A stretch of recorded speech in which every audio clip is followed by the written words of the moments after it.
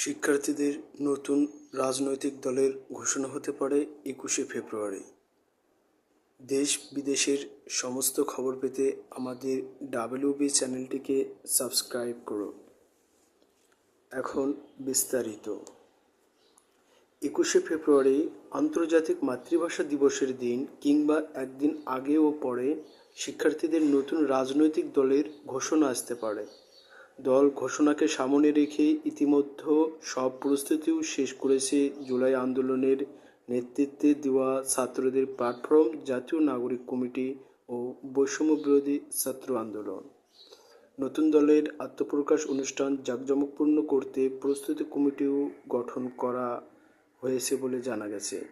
জাতীয় নাগরিক কমিটির আহ্বায়ক নাসির উদ্দিন পাটোয়ারি বলেন, 15 থেকে 28 ফেব্রুয়ারির মধ্যে যে কোনো দিন আমাদের দলের ঘোষণা আসতে পারে, তবে এখনও কোনো তারিখ চূড়ান্ত হয়নি।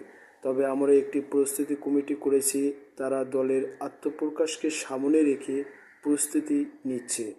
নতুন দলের আত্মপ্রকাশ ও সামগ্রিক কাঠামো সম্পর্কে জানা গেছে, দল ঘোষণা উপলক্ষে জুলাই আন্দোলনের প্রথম শহীদ আবু সাঈদের বাড়ি থেকে শুরু করে চট্টগ্রামের শহীদ ওয়াসেমের বাড়ি পর্যন্ত লং মার্চ করা হবে। দলের আনুষ্ঠানিক ঘোষণার পর দেশব্যাপী 15 দিনের এই লং মার্চ করা হবে। দলের নাম এখনও চূড়ান্ত না হলেও প্রথমে আহ্বায়ক কমিটি এবং ঈদের পর কাউন্সিলের মাধ্যমে দলীয় কাঠামো চূড়ান্ত করা হবে।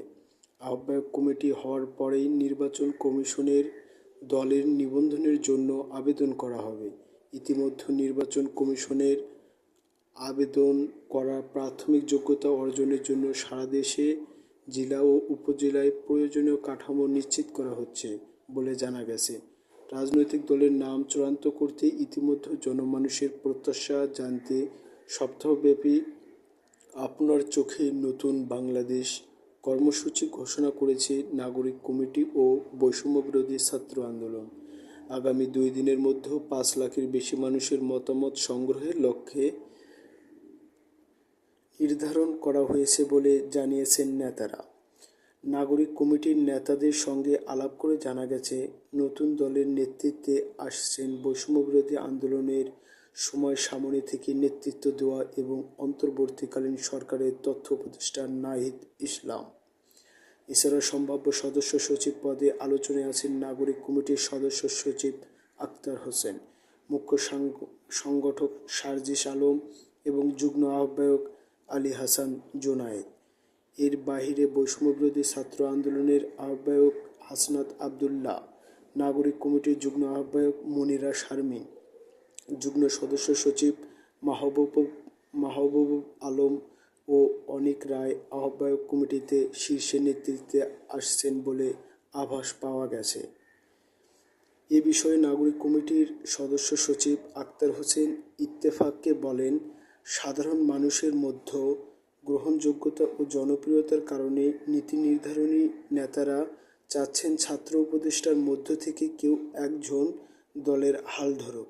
এক্ষেত্রে সংশ্লিষ্ট সকলের মতামত হলো তথ্য উপদেষ্টা নাহিদ ইসলাম যেন নতুন দলের আহ্বায়ক হন।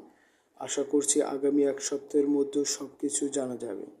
এদিকে রাজনৈতিক দলের ঘোষণার পাশাপাশি ছাত্র সংগঠনের ঘোষণাও আসতে পারে বলে জানিয়েছেন একাধিক সূত্র।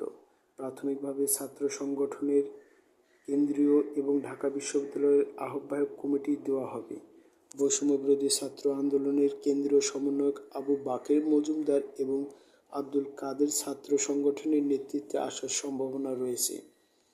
এছাড়া সমন্বয়ক রশিদুল ইসলাম রিফাত, হাসিব আল ইসলাম এবং জাহিদ হাসানও নেতৃত্বে আসতে পারেন।